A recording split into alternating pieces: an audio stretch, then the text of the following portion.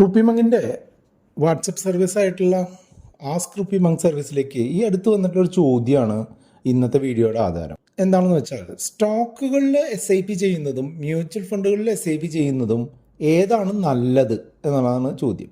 ആദ്യമേ സ്റ്റോക്കുകളിലായാലും mutual ഫണ്ടുകളിലായാലും SIP എന്താണെന്നുള്ളത് പലർക്കും കൃത്യമായിട്ട് അറിയില്ല എന്ന് തോന്നുന്നു. SIP എന്ന് പറഞ്ഞിട്ടുണ്ടെങ്കിൽ സിസ്റ്റമാറ്റിക് ഇൻവെസ്റ്റ്മെൻറ്റ് പ്ലാൻ. അതായത് നമ്മൾ ഒരു നിശ്ചിത ദിവസം ഒരു നിശ്ചിത അളവിലുള്ള ഒരു അസറ്റ് വാങ്ങുന്നു എന്നുള്ളതാണ്. അത് ഓട്ടോമാറ്റിക്കായിട്ട് റിപ്പീറ്റഡായിട്ട് ചെയ്യുന്നു എന്നുള്ളതാണ് ഈ SIP കൊണ്ട് ഉദ്ദേശിക്കുന്നത്.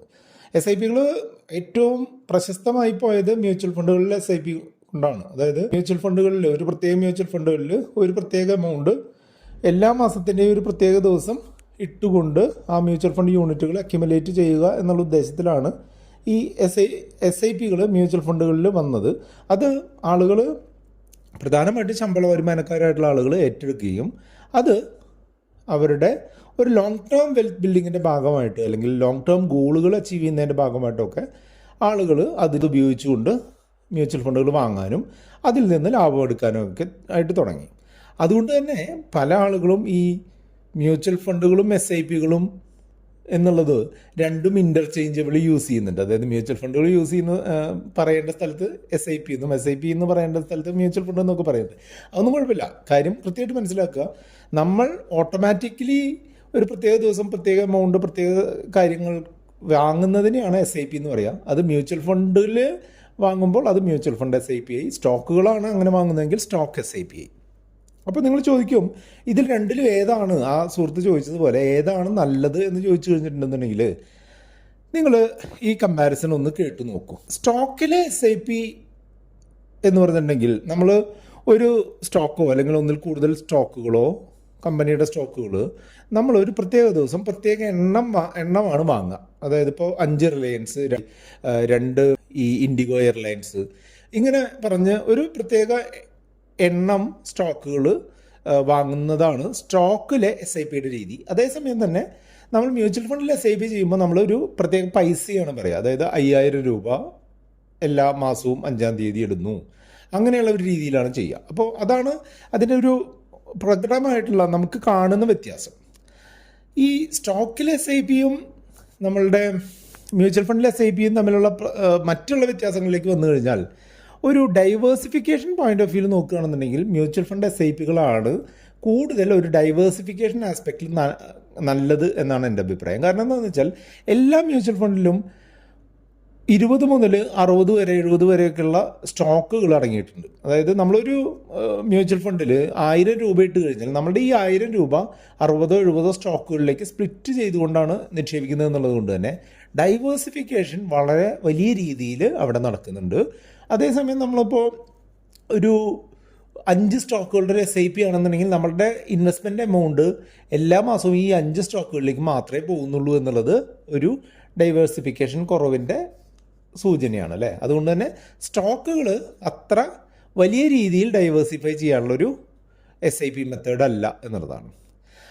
ഈ കാരണങ്ങൾ കൊണ്ടൊക്കെ തന്നെ ഈ സ്റ്റോക്ക് SIPകൾ കുറച്ച് റിസ്ക് കൂടിയ പരിപാടിയാണ് എന്ന് പറയാം. അതായത് നമ്മൾ 2-3 സ്റ്റോക്ക് അല്ലെങ്കിൽ 4-5 സ്റ്റോക്കാണ് SIP ചെയ്യുന്നതെന്നുണ്ടെങ്കിൽ ഈ 5 സ്റ്റോക്കിൽ ഒരു സ്റ്റോക്കിന് എന്തെങ്കിലും പറ്റിയാൽ നമ്മളുടെ പ്രധാനപ്പെട്ട ഒരു ഭാഗം എമൗണ്ടും നമുക്ക് നഷ്ടം വരും. അതേസമയം തന്നെ ഒരു മ്യൂച്വൽ ഫണ്ട് SIP ചെയ്യുമ്പോൾ നമുക്ക് ഒരു 10-50 സ്റ്റോക്കുകളിലുള്ള നിക്ഷേപങ്ങൾ നടക്കുന്നുണ്ട്. അതിലൊരു സ്റ്റോക്കിൽ എന്തെങ്കിലും കാര്യമായിട്ട് പ്രശ്നം വന്നാലും മ്യൂച്വൽ ഫണ്ടിൻ്റെ വിലയെ അത് വലിയ രീതിയിൽ അങ്ങനെ എഫക്റ്റ് ചെയ്യാറില്ല. അതുകൊണ്ട് തന്നെ റിസ്ക് കുറഞ്ഞ മെത്തേഡ് എന്ന് പറഞ്ഞാൽ എൻ്റെ അഭിപ്രായത്തിൽ മ്യൂച്വൽ ഫണ്ടുകളിലുള്ള SIP ആണ്.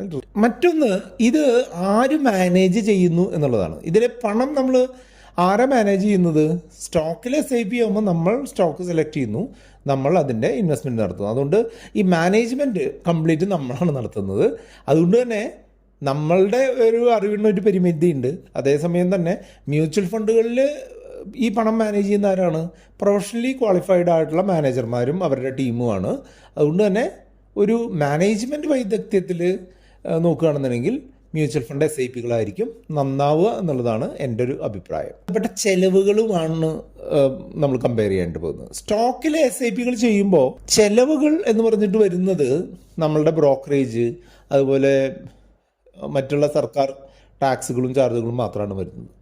അതേസമയം തന്നെ മ്യൂച്വൽ ഫണ്ടുകളിലുള്ള ചിലവുകൾ എന്ന് പറഞ്ഞിട്ടുണ്ടെങ്കിൽ അതിൻ്റെ എക്സ്പെൻസ് റേഷ്യോ എന്ന് പറഞ്ഞിട്ടുള്ള കാര്യമാണ്. എക്സ്പെൻസ് റേഷ്യോനെ പറ്റി ഒരു ഡീറ്റെയിൽഡ് ആയിട്ട് വീഡിയോ ചെയ്തിട്ടുണ്ട്, അതിൻ്റെ ലിങ്ക് ഞാൻ ഡിസ്ക്രിപ്ഷനിൽ കൊടുക്കാം. അപ്പോൾ മ്യൂച്വൽ ഫണ്ടുകളിൽ നമ്മൾ ഒരു 1000 രൂപ നിക്ഷേപിച്ച് കഴിഞ്ഞാൽ നമ്മളൊരു വർഷം കൊണ്ട് ഈ 1000 രൂപയിൽ നിന്ന് ഒരു 10 രൂപയോളമൊക്കെ നമുക്ക് ഈ കമ്മീഷൻ എന്നുള്ള രീതിയിൽ അല്ലെങ്കിൽ ഇതിൻ്റെ എക്സ്പെൻസ്, ഇത് നടത്താനുള്ള ചിലവ് എന്നുള്ള രീതിയിൽ നഷ്ടപ്പെട്ടു പോകുന്നുണ്ട്.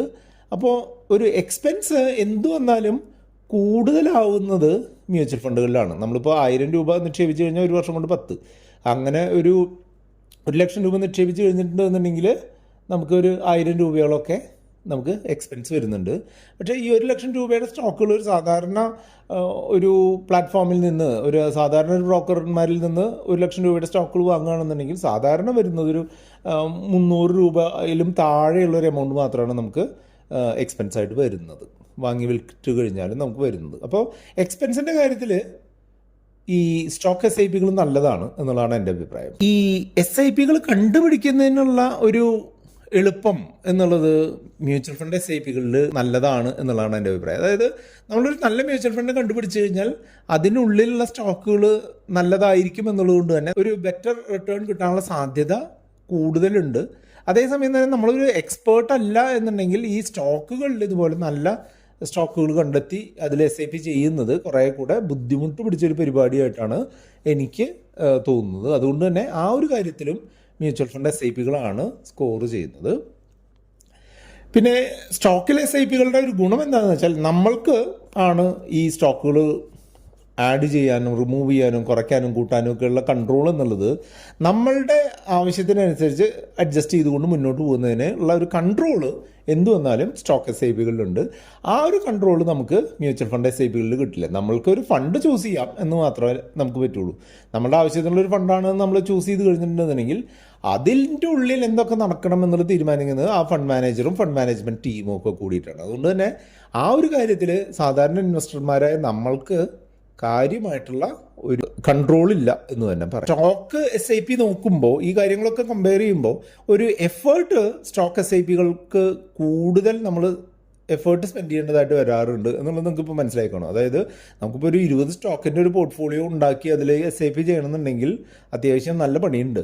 അതേസമയം തന്നെ നമ്മൾ 20 സ്റ്റോക്കുള്ളൊരു മ്യൂച്വൽ ഫണ്ടിലാണ് നിക്ഷേപിക്കുന്നതെങ്കിൽ ആ മ്യൂച്വൽ ഫണ്ട് കണ്ടുപിടിക്കാനുള്ളൊരു പണി മാത്രമേ ഉള്ളൂ എന്നുള്ളതാണ്. ഇത്രയും കാര്യങ്ങളൊക്കെ കണ്ടു കഴിയുമ്പോൾ നിങ്ങൾ സ്വാഭാവികമായിട്ട് ചോദിക്കും ഏതായിരിക്കും ഇന്ന ആൾക്കാർക്ക് നല്ലത് എന്ന് ചോദിച്ചു കഴിഞ്ഞാൽ ഒരു തുടക്കക്കാരനായ ആളുകൾക്ക് എപ്പോഴും മ്യൂച്വൽ ഫണ്ട് SIPകളിൽ തുടങ്ങുക എന്നുള്ളതായിരിക്കും നല്ലത്.